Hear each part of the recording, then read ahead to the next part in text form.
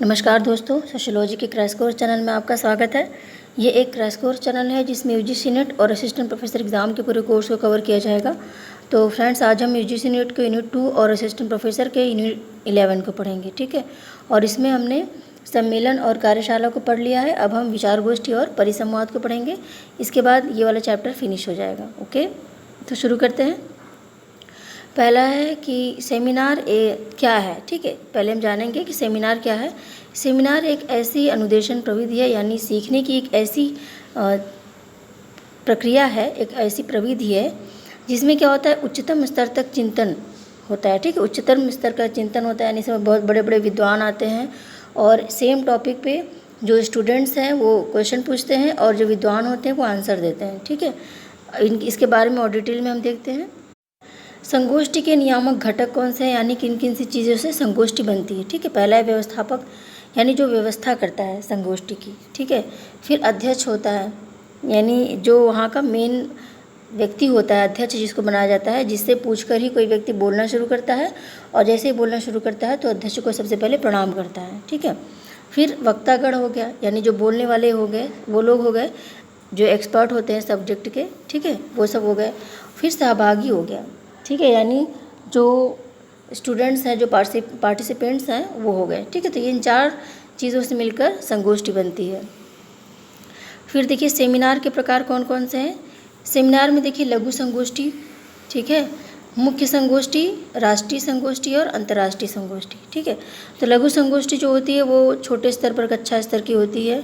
जैसे मान लीजिए कोई फेयरवेल पार्टी हो गई, उसमें जो बोल रहे हैं टीचर्स वगैरह, ठीक है। मुख्य संगोष्ठी होती है एक, जो किसी विशेष टॉपिक पर फोकस होती है। राष्ट्रीय संगोष्ठी में क्या होता है, राष्ट्रीय स्तर के लोग उसमें आते हैं और पूरे देश से बड़े बड़े विद्वानों को बुलाया जाता है, तो राष्ट्रीय संगोष्ठी हो गई, ठीक है। अंतर्राष्ट्रीय संगोष्ठी में अंतर्राष्ट्रीय मुद्दे उठाए जाते हैं और ये जो होता है इंटरनेशनल लेवल का होता है और विदेशी जो थिंकर हैं उनको भी बुलाया जाते हैं, ठीक है। तो ये है सेमिनार के प्रकार। सेमिनार का उद्देश्य देखिए क्या है। पहला है कि शोध परिणाम एवं उपागमों की प्रशंसा करना, यानी जिन लोगों ने उस टॉपिक पर रिसर्च किया है, कुछ अच्छी चीज़ें निकाली हैं, तो उसकी प्रशंसा की जाती है कि इन्होंने बहुत अच्छा कार्य किया है, ठीक है। अनुसंधानकर्ताओं में आलोचनात्मक और विश्लेषणात्मक क्षमताओं का विकास करना, यानी जो रिसर्चर है उसमें आलोचनात्मक और विश्लेषणात्मक क्षमताओं का विकास करना, क्योंकि रिसर्च जो होता है इसमें जो बच्चा होता है वो आलोचना भी करता है, ठीक है, और क्या होता है इसमें विश्लेषण भी करता है कि ये चीज़ होनी चाहिए, ये चीज़ नहीं है, ठीक है। तो इसमें ये सारी क्षमताओं का विकास होता है। प्रकरण संबंधी स्पष्टीकरण और उनसे संबंधित संवेदनाओं का विकास, यानी जो प्रकरण होता है उससे संबंधित स्पष्टीकरण होता है। जैसे हम जिस टॉपिक को जैसे जानते हैं उससे भी ज़्यादा अच्छे से गहराई से उस टॉपिक को जानने लगते हैं, ठीक है। तो स्पष्टीकरण ज़्यादा अच्छे से हो जाता है और जो टॉपिक है हमारा उससे संवेदनाओं से रिलेटेड चीज़ें भी उसमें होती है। जैसे मान लीजिए महिला हिंसा पे हम सेमिनार कर रहे हैं, ठीक है, तो उसमें लोगों की भावनाएं जुड़ती हैं, उससे क्वेश्चंस जो होते हैं और उन क्वेश्चंस के द्वारा क्या होता है, चीज़ें और भी ज़्यादा क्लियर हो जाती हैं।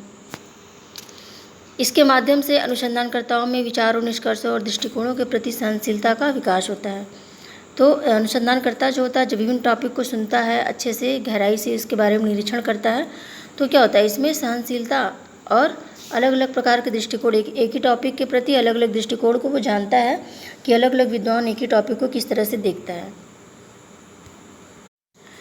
संश्लेषण और मूल्यांकन संबंधी योग्यताओं का विकास करना, ठीक है। जैसे संश्लेषण की क्षमता हो गई और मूल्यांकन की, इन सभी के द्वारा इन सभी संबंधी योग्यताओं का विकास करना, ठीक है। फिर देखिए निरीक्षण और अनुभव के प्रस्तुतिकरण की क्षमताओं का विकास करना, यानी जो निरीक्षण करना, किसी टॉपिक से रिलेटेड जो हम ऑब्जर्व करते हैं और उसके जो संबंध में अनुभव होता है उसके बारे में प्रस्तुतिकरण किस तरह से प्रस्तुत करना है, ये सारी क्षमताओं का हमको विकास होता है इसमें, ठीक है। भावनात्मक स्थिरता एवं प्रेरणाओं को प्रोन्नति करना, ठीक है।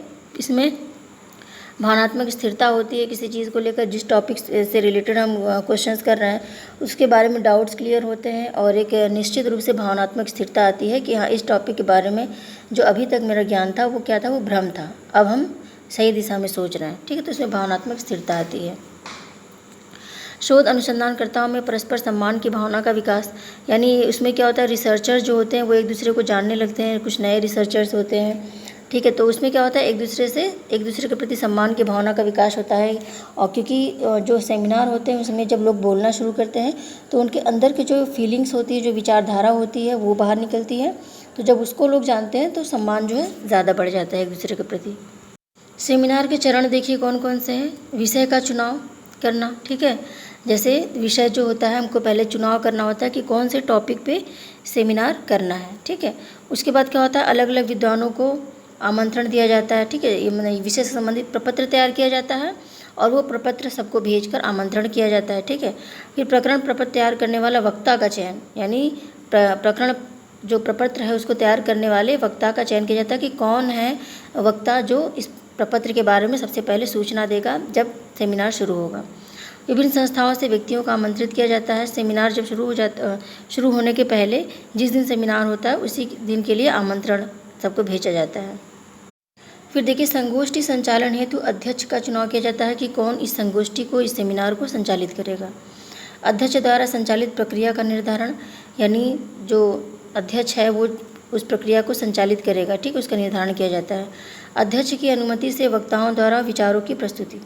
फिर अध्यक्ष से अनुमति लेकर वक्ता जो होंगे, जो विषय विशेषज्ञ आएंगे अलग अलग संस्थाओं से, वो विचारों की प्रस्तुति करना शुरू करेंगे, ठीक है। फिर है प्रश्नोत्तर कार्यविधि। फिर प्रश्नोत्तर होता है, यानी जो स्टूडेंट्स वहाँ पे जाते हैं वो उनको जब कोई डाउट होता है, यानी बच्चों ने वक्ता के द्वारा विचार तो सुन लिया, फिर उनको जो डाउट्स होंगे वो क्या करेंगे, प्रश्न करेंगे, ठीक है।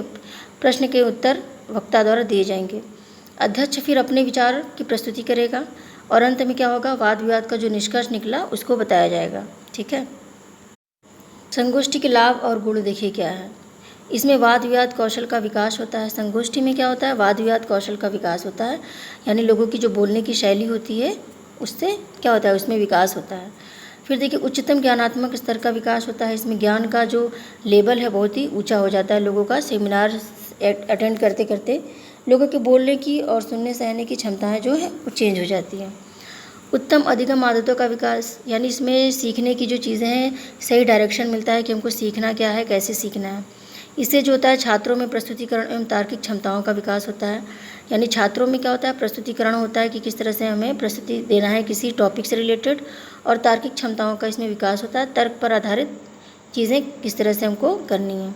सहभागिता एवं सहयोग की भावना का विकास, इसमें सहभागिता और सहयोग की भावना के विकास के द्वारा लोग जो टॉपिक्स होता है उसको क्लियर करते हैं, ठीक है। तो प्रजातांत्रिक मूल्य का भी इसमें विकास होता है, तो काफ़ी हेल्प होता है। और ये जो संगोष्ठी होती है यानी सेमिनार जो होता है सबसे ज़्यादा ये यूनिवर्सिटी में होता है, ठीक है।